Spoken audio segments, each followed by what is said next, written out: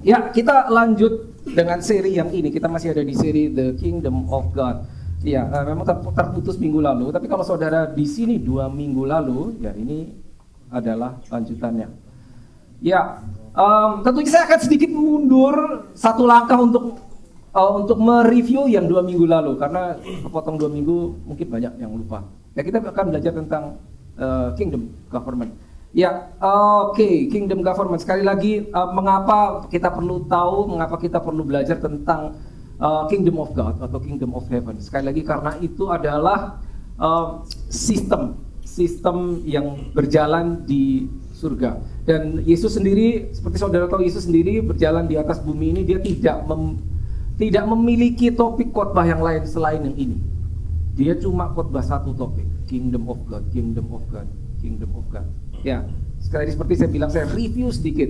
Ya, sebelum Yesus mulai ministrinya, statement pertama yang diucapkan Yesus di muka umum setelah dia dibaptis dan dia kembali dari 40 hari di padang gurun, dia mengucapkan, ada di Yohanes 4 ayat 17, kita tidak usah buka ayatnya, yaitu bertobatlah karena kerajaan surga sudah dekat. Ya. Repent for the kingdom of heaven is here or is near. Nah, itu yang ngomong si rajanya sendiri. Repent, ya. Jangan lupa ada kata repent. Nah, saya akan selalu mengulang, repent itu artinya berubah mindset. Bukan cuma dari melakukan sesuatu yang jahat terus aku nyesel. Tidak seperti itu, lebih dari itu, berubah mindsetnya. Karena apa? Harus ada repent baru bisa masuk ke mengetahui yang namanya kingdom of God atau the kingdom of heaven. Karena kita perlu berubah mindset kita. Ya. Istilahnya yang lama kamu harus letakkan, Yesus datang membawa yang baru. Nih, pakai yang baru. Tapi tidak bisa dua-duanya dipakai. Yang lama harus ditanggalkan, baru bisa. Ya, oke.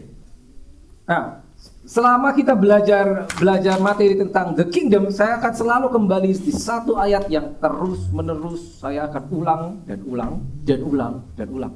Saya rasa saudara sudah banyak bisa menebak. Yaitu Kejadian 1 ayat 26. Kejadian 1 ayat 26. Gampang untuk diingat, ya. Kejadian 1. Kenapa? Karena ini awalnya dari sini, semuanya di sini. Kejadian 1 ayat 26 berbicara banyak. Salah satunya tentang untuk apa Tuhan menciptakan saudara. Itu sama dengan alasan mengapa Tuhan menciptakan manusia. Persis sama. Jadi kalau saudara bisa paham ini, ya, saudara akan tahu untuk apa saudara ada, untuk apa kita ada, untuk apa kita diciptakan. Oke, kita baca sekali lagi. Ini yang bahasa Inggris. Then God said, let us make man in our image and according to our likeness. Stop dulu sampai itu. Sesuai dengan gambar dan rupa. Image itu gambar, likeness itu rupa. Oke, what is image? What is likeness? Apakah sesuai image? Apakah sesuai likeness? Image ini, ya, gambar ini berbicara, ya, ini bukan secara fisik, ya. Ya. Tapi di dalam kita, pada saat kita diciptakan itu diberikan DNA ilahi. DNA-nya si pencipta. Karakter si pencipta, Tuhan sendiri. Ya, itu diberikan. Dan jangan lupa ini let us, plural. Ya. Berarti saudara tahu kan, Bapa, the Father, the Son, and Holy Spirit. Ya. Berarti di dalam saudara itu saudara membawa gambar, membawa DNA the Father, saudara membawa DNA the Son, saudara membawa DNA Holy Spirit. Itu yang namanya kemiripan. Kalau kita dibilang kita mirip dengan Yesus itu udah bagus, cukup.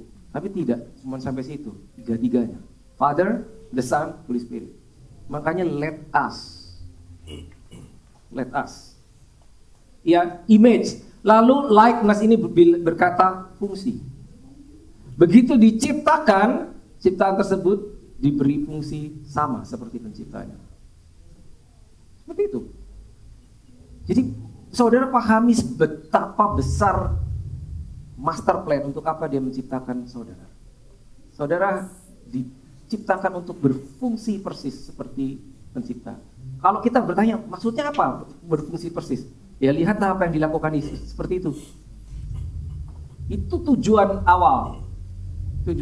Nah, saya rasa saudara mengerti ya bahwa segala sesuatu yang ada di sekeliling kita, yang ada di depan kita, kadangkala dipakai tidak sesuai dengan tujuan diciptakan. Saya akan kasih contoh. Ini mikrofon ya. Nah, ini mikrofon. Tujuannya apa ini? Untuk memperkeras suara, betul kan? Tapi ini benda juga bisa dipakai untuk tujuan lain. Betul. Ini kalau dilemparkan berarti ini berfungsi tapi tidak sesuai tujuan benda ini diciptakan. Seperti itu, saudara. Nah, bayangkan saudara, kalau kita tidak tahu untuk apa kita diciptakan, bisa jadi kita sepanjang hidup kita menyimpang dari tujuan mengapa kita diciptakan. Itu dia. Ya, kita akan belajar lebih jauh. Ini karena review saja, nanti kita akan maju. Oke, habis itu let them have dominion. Nah, dominion itu kekuasaan diberikan. Ini hanya bisa diberikan kekuasaan pada saat ini terjadi. Dengan kata lain, kekuasaan itu hanya diberikan kepada orang yang mirip sama penciptanya. Orang yang punya hati seperti penciptanya, ya, Tuhan sendiri, membawa DNA dan karakter penciptanya, dan tahu bahwa dia difungsikan, memiliki fungsi persis seperti penciptanya, baru orang tersebut bisa membawa dominion.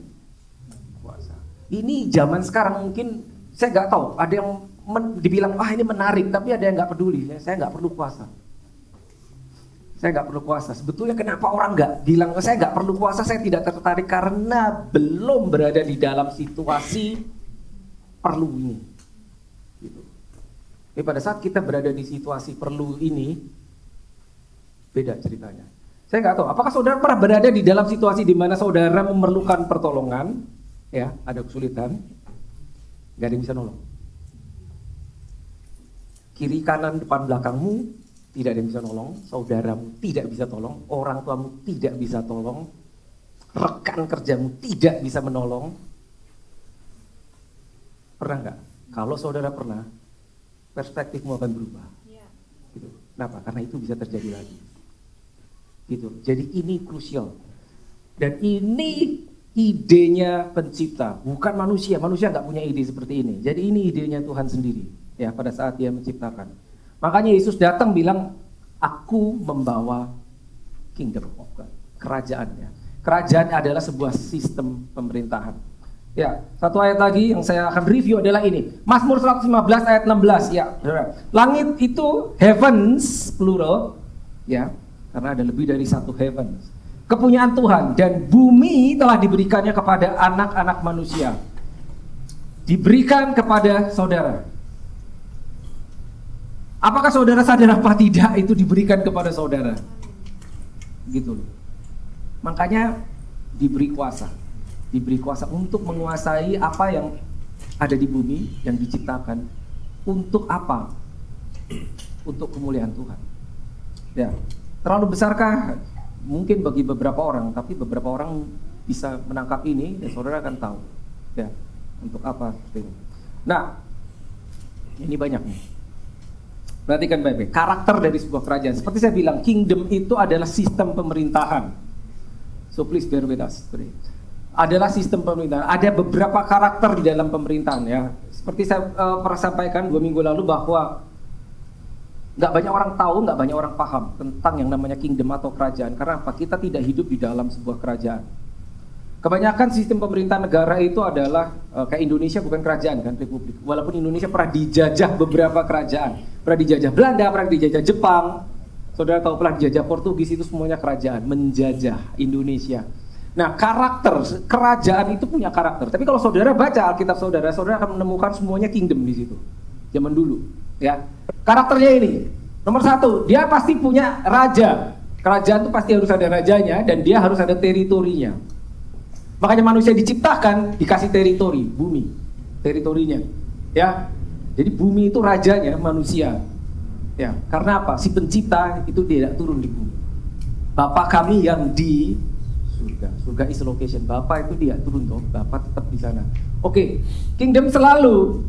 Nah ini menarik ini. Selalu punya karakteristik ingin memperluas teritori atau membuat koloni. Nah ini yang pernah terjadi di Indonesia, betul kan? Indonesia pernah menjadi koloni Belanda 350 tahun. Pernah menjadi koloninya Jepang, dijajah, itu dikuasai. Nggak enak tuh ya. Ya tentunya kita nggak ada yang ngalamin ya. yang pernah mengalami berada di hidup di zaman penjajahan, nggak ada di sini. Ya, tapi itu terjadi di Indonesia. Australia pernah jadi koloninya negara apa? Inggris toh, Inggris, gitu. Ya. Nah, sebuah kerajaan pasti punya yang namanya citizen, ya, warga. Lalu ada law, hukum. Kerajaan surga hukumnya apa? Itu yang saudara lihat di Alkitab, itu hukum kerajaan surga. Lalu kerajaan, kingdom, memiliki konstitusi. Apa itu? Undang-undang, yang sebetulnya adalah perjanjian antara raja dan orang-orang yang ditulis di dalam undang-undang. Jadi Alkitab itu isinya adalah perjanjian antara the king sama warganya. Kalau saudara warganya, itu perjanjiannya. Itu ditulis di Alkitab saudara. Lalu kingdom memiliki pemerintahan, government atau ruling authority, ya, order of authority atau pasukan, termasuk militernya, army dan seterusnya. Lalu kingdom memiliki privileges, keuntungan. Saudara, kalau saudara dari warga negara Indonesia, saat saudara dikonvert menjadi warga negara Australia, pasti ada yang namanya privilege, keuntungan. Jika engkau menjadi warga Australia, maka begini. Tapi privilege bukan cuma keuntungan, tapi juga kewajiban pasti ada, ya. Ya, secara cepat. Nah, kingdom itu ada namanya code of ethics, yaitu lifestyle, jenis kehidupan orang-orang yang berada di dalam kerajaan tersebut. Saudara pindah negara, orang-orangnya lifestyle-nya beda toh. Ya. Kalau saudara ada di negara yang namanya kingdom of God, kingdom of heaven, lifestyle-nya pun beda. Jika kita masuk dan kita tidak mengikuti lifestyle-nya tempat tersebut, maka tanda kutip kita akan seperti orang aneh. Iya kan? Bahkan Indonesia dan Australia pun berbeda. Oke, nah nanti kita paling banyak akan touch di area nomor 3 ini, hari ini. Ya, nah ini gambar ini pernah saya share mungkin tahun lalu. Beberapa masih ada, ingat. Ya, secara cepat saya jelaskan. Ya, ada yang namanya unseen realm, yaitu realita tidak terlihat. Ya, saudara tahu ya, alam roh, nggak kelihatan. Bukan berarti nggak ada, cuman tidak terlihat, unseen realm. Lalu ada realm yang terlihat. Nah, pada mulanya tadi Kejadian 1 ayat 26, God is king, Allah Bapa itu raja. Ada yang namanya kingdom of heaven. Dia ingin memperluas kerajaannya, mencari koloni, dibuatlah ini. Ya, tapi koloni itu nggak bisa kosong, harus dikirim orang ke sini. Nah, God as the king, ya, dia harus mengirim orang ke koloninya, maka dibuatlah ini manusia. Nah, kalau saudara buka di Yohanes 4 ayat 24, itu akan saudara jumpai God is spirit. Allah itu roh, gak kelihatan, tapi yang tidak terlihat, alam ini membuat sebuah alam lain yang terlihat, sehingga penguasa di sini haruslah yang terlihat. Nah, karena God adalah spirit, ya, pada saat dia bilang mari kita membuat ciptaan yang serupa segambar sama kita, ciptaan itu spirit juga. Jadi saudara itu spirit. Pada saat Adam diciptakan manusia, ya, dari debu tanah, ya, sudah jadi, belum hidup, belum, tapi udah jadi dari debu. Maka harus dihembusi Roh Kudus. Jadi ciptaan itu spirit. Tapi karena ciptaan tersebut didesain untuk beroperasi di alam yang terlihat, maka dia harus diberi kostum yang namanya tubuh jasmani. Oke, you got it? Ya. Tapi dia adalah roh, sama seperti penciptanya, roh. Ditaruh di alam terlihat, bumi. Nah, segala sesuatu di bumi ini, alam yang terlihat, itu harus memiliki tubuh. Jadi kalau saudara berjumpa roh yang berkeliaran, berkeluyuran di bumi tanpa tubuh, itu bisa diusir karena mereka ilegal berada di bumi. Anggap? Oke, you got it? Kenapa? Yang berada di bumi harus pakai tubuh. Kalau ada yang keluyuran tanpa tubuh, itu ilegal. Makanya iblis pun pada saat mendatangi manusia untuk memperdaya, dia harus pinjam tubuh. Tubuhnya siapa? Ular. Gitu. Tapi dibaliknya itu devil, iblis. Karena dia tahu dia beroperasi di realita yang seen realm, yang terlihat. Dia nggak bisa tanpa tubuh. God, the Son, Holy Spirit, 3 tuh, ya, Trinity. Saya nggak menjelaskan Trinity. Ya, pada saat manusia jatuh, dibuatlah rencana yang namanya redemption plan, penebusan. Salah satu harus turun ke bumi, harus turun ke sini, karena terjadi kekacauan di sini toh, betul?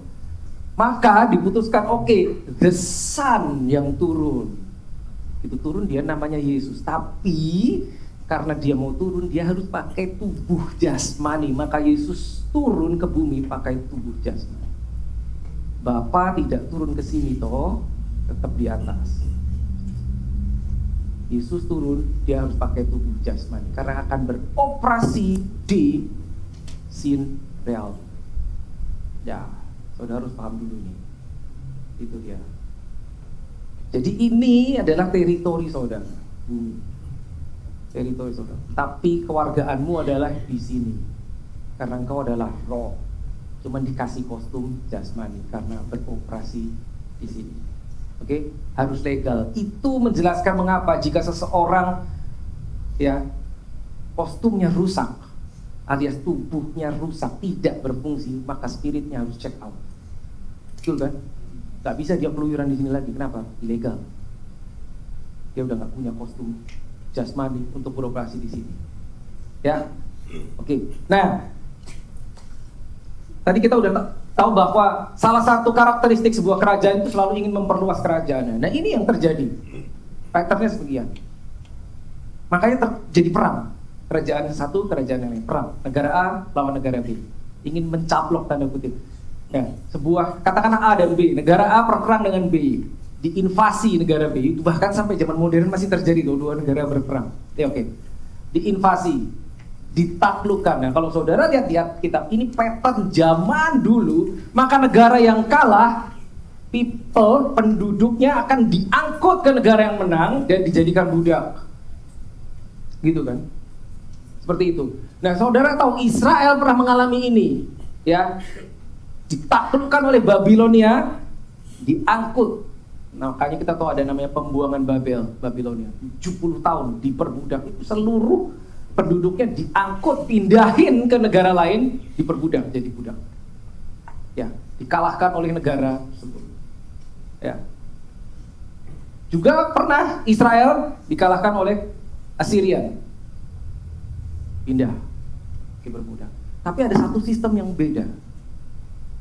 Sistem yang lebih modern. Yang pertama kali dipraktekkan oleh sebuah kerajaan yang namanya Romawi. Dia tidak melakukan demikian. Ini yang dilakukan Romawi. Lihat.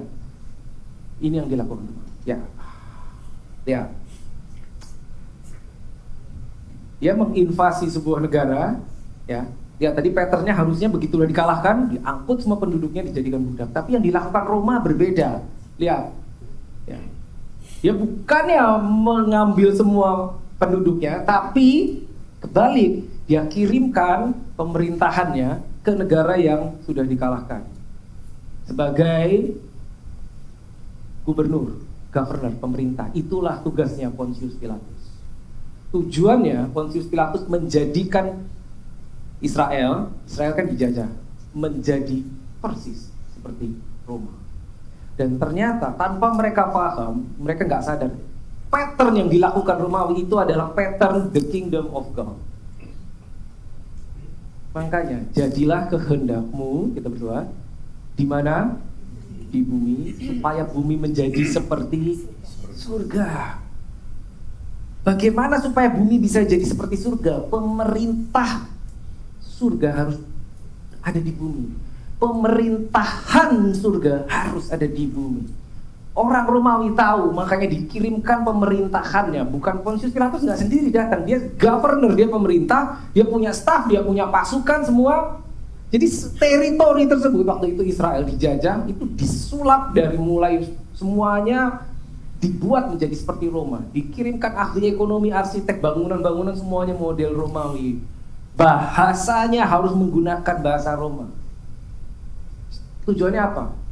To erase your history, sehingga engkau tidak punya masa lalu tentang bangsamu sendiri. Itu yang dilakukan. Makanya saudara lahir baru dikasih bahasa yang baru. Bener kan? That is the kingdom of God system. Nah ini yang dilakukan, ini Roma doang yang melakukan seperti ini. Ya, sampai sekarang ini ditiru banyak bangsa-bangsa modern. Tapi sistem ini adalah sistem the kingdom of God. Ya. Dan tujuannya, jadi kalau kita tahu tujuannya saudara diciptakan itu untuk membuat koloni bumi yang namanya bumi ini menjadi seperti aslinya surga.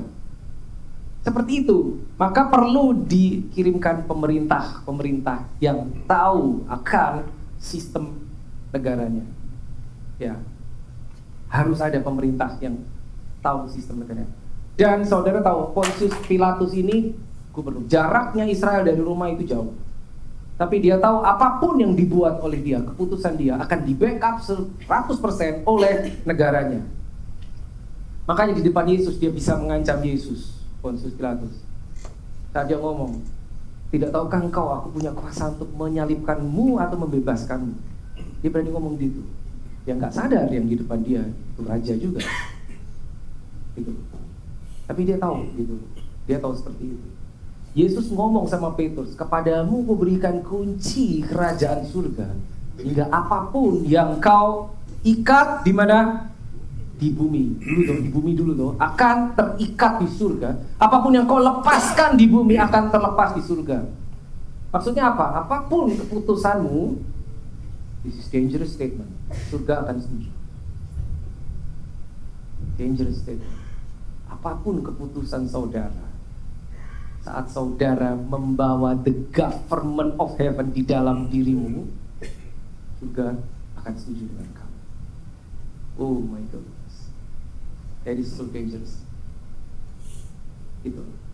Jadi itu tujuannya. Kalau saudara ditempatkan di marketplace, dimanapun juga, saudara ditempatkan di government, saudara ditempatkan di bisnis tertentu, nomor satu di mata Tuhan bukan supaya engkau berlimpah-limpah harta, sukses. Oke, thank you Lord, that is good. Tapi itu bukan number one, bukan yang utama. Yang utama adalah di mana kau ditempatkan, tempat di mana kau berpijak itu harus kau ubah menjadi seperti surga. Itu yang namanya datanglah kerajaanmu di tempat di mana kau ditempatkan. Jadilah kehendak Tuhan di mana engkau ditempatkan. Itu the kingdom system. Itu yang dibawa Yesus. Caranya di dalam diri saudara harus dimasukkan government dulu. Governmentnya namanya Holy Spirit. Makanya Adam ditaruh di bumi, ya, itu harus dikasih government di dalamnya Holy Spirit. Nanti kita akan belajar lebih jauh. Nah, ini dia. Nah, Kingdom of Heaven had a colony, punya koloni atau jajahan tanda kutip yang namanya bumi. Nah tujuannya bumi harus menjadi persis seperti surga. Jelas, Yesus menjelaskan ya, jadilah kehendakmu di bumi, datanglah kerajaanmu di bumi. Oke. Makanya ini, heaven, surga mengirimkan pemerintahnya ke bumi. Manusia yang namanya Adam diberi government di dalamnya Holy Spirit. Kita tahu ceritanya Adam gagal, jatuh ke dalam dosa atau pemberontakan. Nah ini penting. Nah pada saat sebuah koloni menyatakan merdeka, Indonesia tahun 1945 menyatakan merdeka dari, ingat sejarah? Dari Jepang. Dia bilang Jepang apa Belanda ya? Jepang. Udah kelamaan gak ingat. 1945 ya saudara tahu yang terakhir dari Jepang. Ya. Maka pemerintah Jepang harus angkat kaki, betul toh? Karena Indonesia menyatakan merdeka. Jadi yang terjadi di Taman Eden itu Adam tanda kutip menyatakan saya merdeka, bebas dari surga. Maka the government of heaven harus angkat kaki. Makanya Holy Spirit pergi dari manusia. Selama 4000 tahun manusia hidup tanpa Holy Spirit, tanpa government di dalam diri, sampai dipulihkan. Ya, bumi jatuh. Ya, maka ada pemerintahan lain yang masuk. Jadi saudara tahu pada saat sebuah negara menyatakan independen itu tanda kutip itu ganti pemerintahan. Saudara Timur Timur, dulu namanya Timur Timur, sekarang Timor Leste, dulunya bagian Indonesia. Tahun berapa saya lupa, itu terlepas dari Indonesia, ganti pemerintahan, mereka menjadi independen.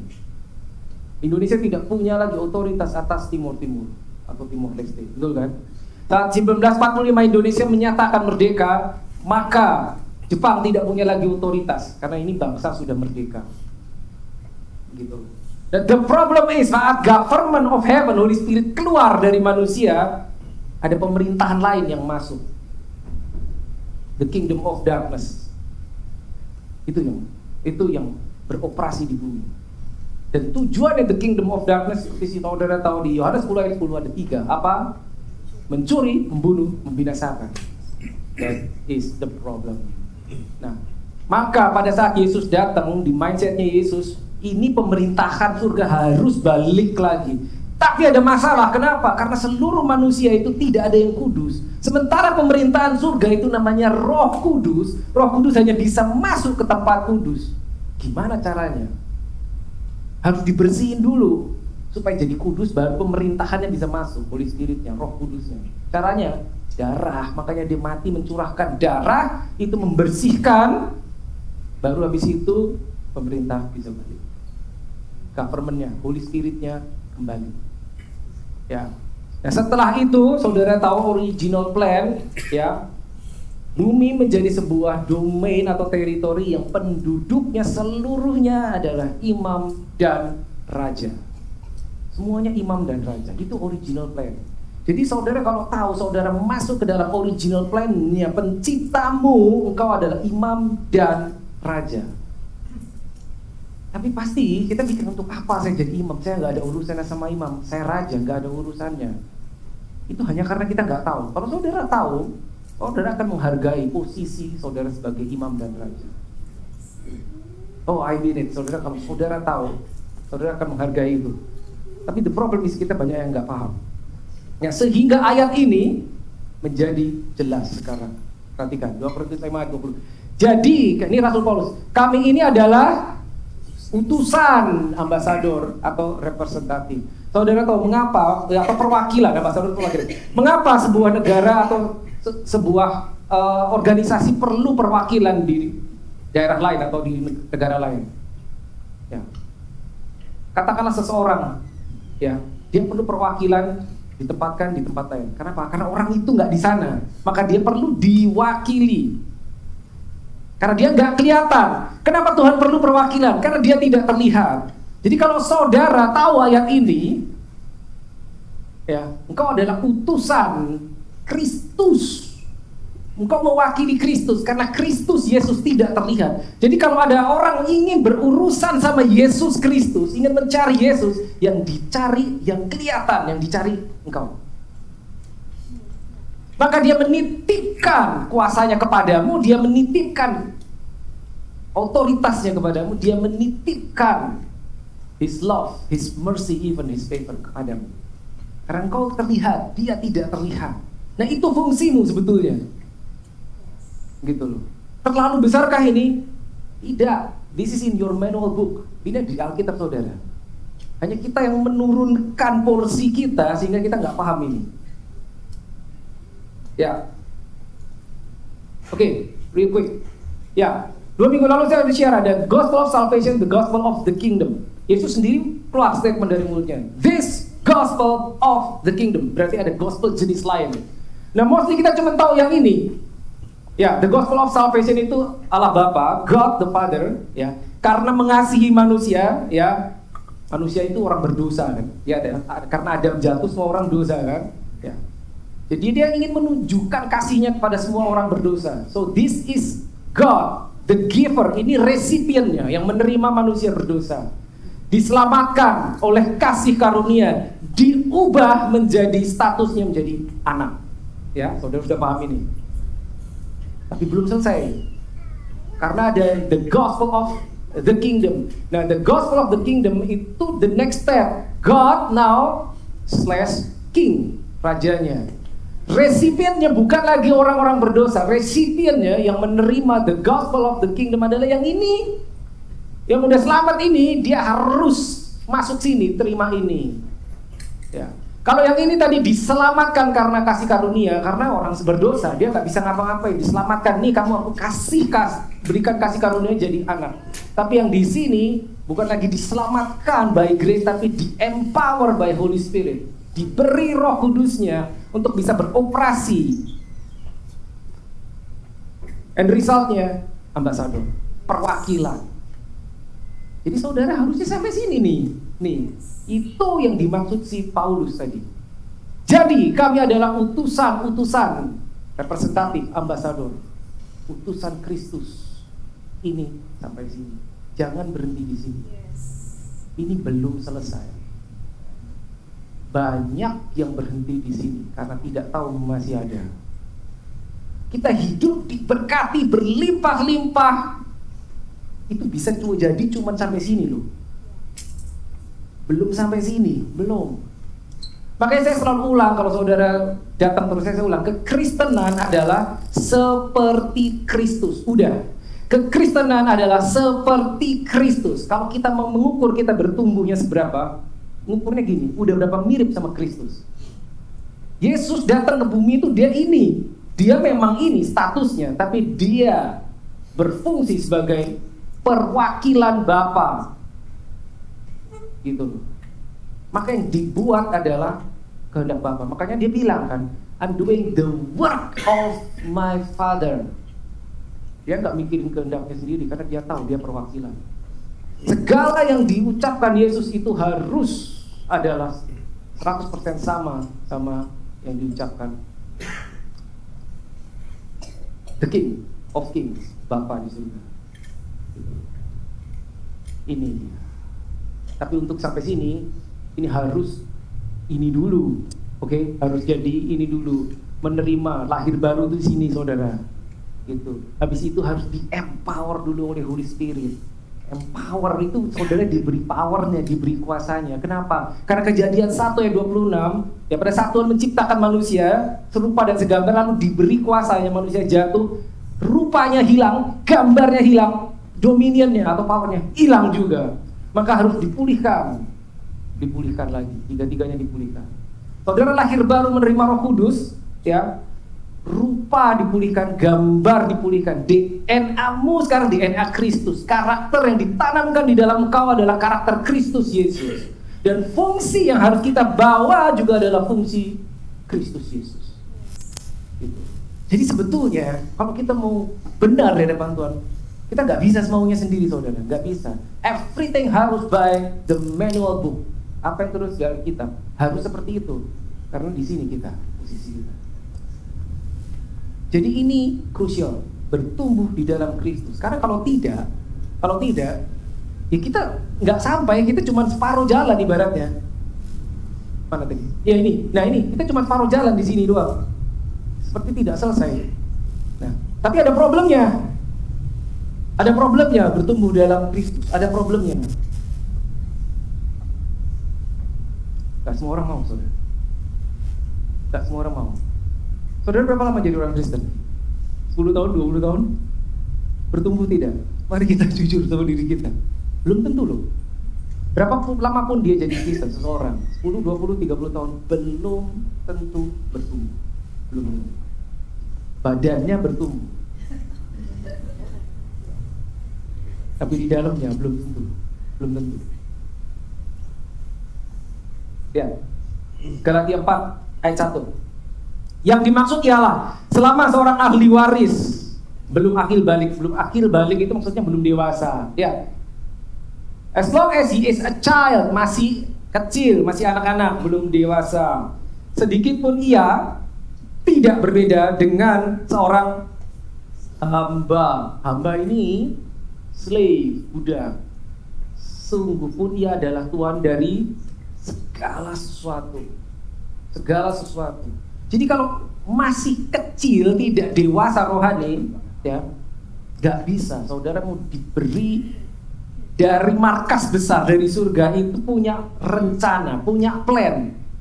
Ya, dia mencari siapa ini yang sudah dewasa yang bisa diberi plan, diberi tanggung jawab untuk membawa rencana surga.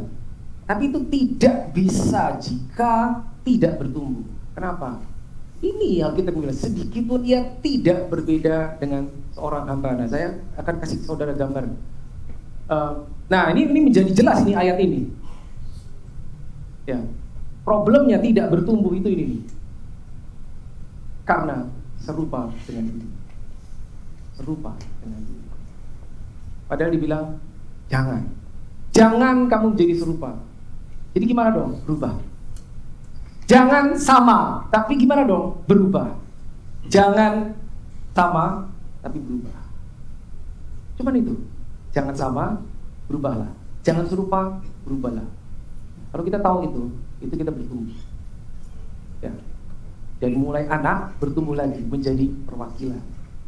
Saudara tahu nggak? Saudara itu diciptakan untuk jadi seperti Kristus, maka disebut Kristen. Alkitab mengatakan Christ in you, bukan with you. In you, di dalammu ada Kristusnya. Ada Kristusnya di dalam engkau. Bukan cuma di bersama engkau, di dalam. Kenapa harus ditaruh di dalam? Karena engkau akan berfungsi seperti dia. Saudara tahu kan, Kristus itu bukan surname-nya Yesus. Yesus Kristus, bukan. Kalau zaman dulu mereka tak pakai surname, cuma pakai nama orang tuanya. Simon bin Yunus, Simon Bar Jonah gitu kan. Jadi yang dipakai itu bin ya siapa nama family-nya. Seperti itu. Jadi bukan Jesus bin Christ, gak ada. Bukan. Kristus itu karena dia diurapi, sehingga Kristus itu urapannya, juga personnya. Lah kalau dibilang Christ in you, berarti di dalammu ada urapan Kristus yang membuat engkau berfungsi seperti Kristus, yang membuat engkau menjadi seperti mirip saudara, mirip. Makanya dia berani ngomong, apa yang aku buat engkau akan buat juga. Yohanes 14 ayat 12. The thing that I do you will do even greater things than that. Gitu loh. Kenapa? Karena nih dikasih mesinnya sama, nih Roh Kudusnya dikasih sama. Ya, saya bawa gambar. Nah, anak kecil melihat keluar jendela. Kira-kira dia ngapain tuh? Di luar jendela ada anak-anak kecil lain lagi main, tapi dia di dalam. Saya tahu persis ini rasanya gimana jadi anak ini. Saya tahu persis, saya kasih tahu nanti. Ya, oke, I'll be quick. Jadi begini saudara, seorang yang lahir di dalam kerajaan, ya raja tinggal di sebuah istana tuh, katakan kan zaman dulu istana yang besar. Si raja punya anak, anaknya masih kecil. Nah, kebiasaan zaman dulu begini, begitu si raja punya anak, anaknya masih kecil. Dia akan menugaskan seorang pengasuh katakanlah pengasuh ya, atau pengajar atau guru untuk mengajari si anak itu. Nah, si pengasuh anak ini dia harus membrainwash si anak raja. Ini anak raja. Setiap hari dia melihat di depan jendela, dia keluar, waduh ada anak-anak kecil main sepeda, main bola dan sebagainya, pengen dia. Tapi si pengasuh akan ngomong sama dia, bisikin, you are different.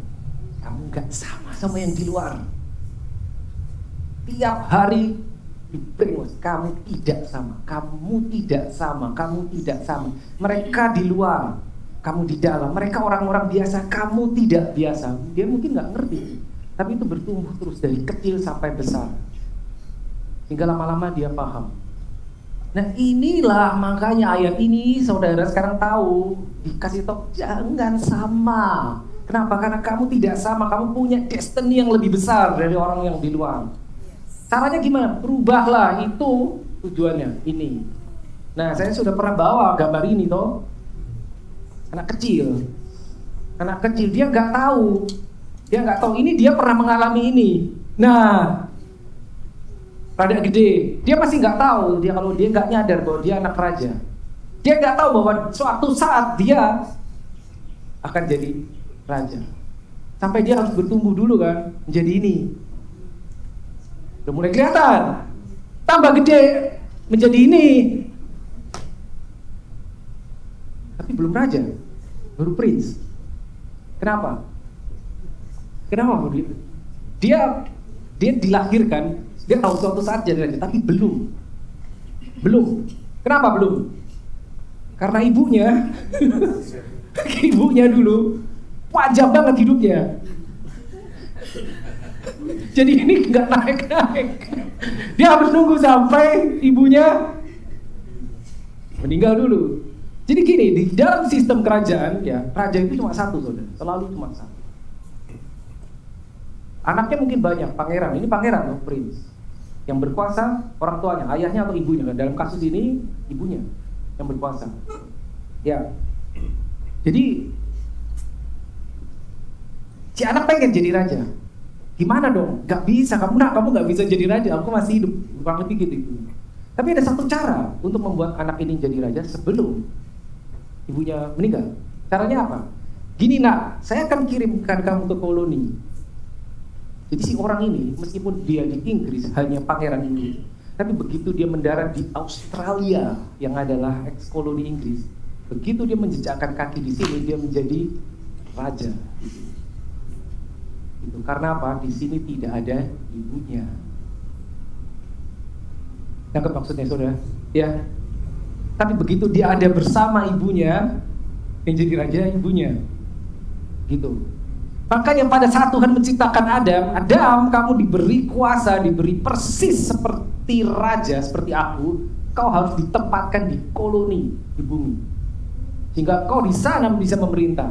Jadi kalau kau di sini, yang memerintah aku. Ibaratnya seperti itu. Ya. Misalkan di Inggris, dua-duanya di Inggris. Suatu saat ibunya lagi pergi, sekarang ibunya yang pergi. Gak ada dong rajanya. Titik itu, begitu ibunya angkat kaki dari Inggris, dia jadi raja. Ibunya masih hidup, masih, tapi tidak di tempat. Dia punya kuasa. Jadi birthright. Jadi kuasa di dalam kingdom itu ada di birthright, hak lahir. Makanya Yesus bilang kamu harus lahir baru. Karena kalau kamu nggak lahir baru, birthright sebagai king itu nggak kamu terima. Make sense sekarang? Ya. Nah, begitu ibunya meninggal, berubahlah dia menjadi ini. Sekarang dia raja. Gitu. Ya nggak masalah, dia baru pakai mahkota ini udah usia berapa sih, nggak tahu. Ini sekarang usia berapa? Gitu, nggak masalah. Cuman tunggu waktu. Nah ini Inggris. Saya kasih contoh lain, satu lagi. Ini juga raja. Bukan di Inggris. Ini di Indonesia. Ini di Indonesia, raja ini. Ya, diangkat oleh Belanda. Saat itu Belanda, kerajaan Belanda. Dia menjajah Indonesia dan dia tanda kutip mengangkat raja kecil Indonesia. Ada kuasanya, ada. Namanya siapa ini? Nih namanya. Orangnya sudah meninggal tentunya. Nih. Istananya ini. Beneran ini ada. Daerah Jawa Tengah. Saya tahu persis karena saya sering ke sana.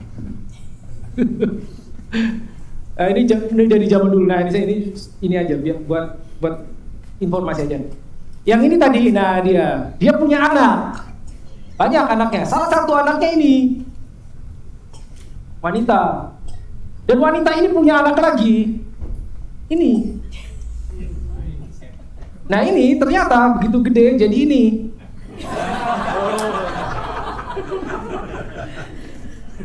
Makanya saya bilang saya tahu rasanya. Gitu loh. Kenapa? Karena saya waktu saya kecil, saya sering menghabiskan waktu di sini. Ini gapura istananya. Itu istana yang di dalam itu. Gitu loh. Jadi saya tahu rasanya tadi anak kecil tuh lihat dari keluar jendela gitu. Meskipun saya bukan anaknya langsung ya, saya cuma cucunya. Tapi itu pun saya alami gitu, bahwa nggak bisa sembarangan main sama orang, nggak bisa. Karena kamu beda. Oke, udah dari sini nggak usah kelamaan. Ya, nah. Oke, I'll close with this. Now, Great Commission. Saudara tahu Great Commission apa bahasa Indonesia? Amanat Agung. Amanat Agung itu kan bilang jadikanlah semua bangsa muridku, betul kan? Saudara perhatikan nggak? Kenapa tidak dibilang jadikanlah semua orang? Jadikanlah semua bangsa toh? Di Alkitab saudara gitu kan? Disciples nation, bukan jadikanlah semua orang muridku. Bukankah itu aneh? Yesus ngomong gitu ke murid-muridnya. Dia ngomong gitu ke orang, tapi dia bilang, "Kau pergi jadikan semua bangsa muridku." Dia bukan bilang jadikan semua orang muridku. Itu ya Alkitab. Bangsa. Itu mindset king itu nggak bilang satu orang, bangsa. Kau memuridkan bangsa. Di situ saudara sudah tahu di situ ada unsur kingdom karena bangsa. Bangsa. Ya. Karena sebuah bangsa bisa start dari satu orang. Seperti Israel hanya start dari satu orang. Jadi kalau saudara memuridkan satu orang, itu bangsa. Itu bangsa. Kita nggak pernah tahu dia akan jadi seperti apa. Di baliknya dia, sekian generasi mendatang dia akan jadi seperti apa, kita nggak pernah tahu. Itu berpotensi menjadi sebuah bangsa, seperti Abraham. Nah ini harus bisa dibawa oleh orang yang punya mindset ambasador. Kenapa saya share seperti ini? Ya, worship boleh kembali. Silakan. Kenapa saya share seperti ini? Karena di Alkitab Perjanjian Baru mengatakan kita diciptakan itu sebagai imam dan raja. Nah, saya di The Kingdom ini nanti saya akan sampai ke priest, king and priest, ya, imam dan raja. Bagaimana seorang imam, bagaimana raja, bagaimana saudara berfungsi, bergerak, beroperasi sebagai seorang imam, bagaimana seorang raja, bagaimana saudara mempraktekkan otoritas dan kuasa, mengapa, bagaimana caranya. Ya, masih ada satu slide lagi, boleh tolong nggak jalan kliknya? Boleh tolong? Ya, ini dia. Revelation 5:10. Ya, kitab Wahyu pasal ke-5 ayatnya yang ke-10. And have made us kings and priests. Buat siapa? To our God.